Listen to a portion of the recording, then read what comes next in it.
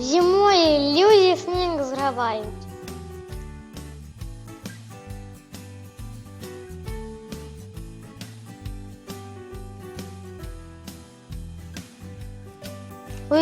У весну люди шпакловки вешают.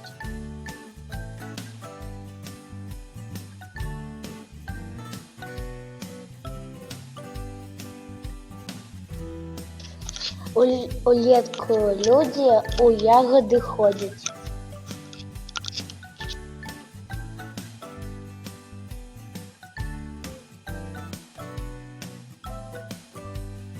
У осінь люди збирають урожай.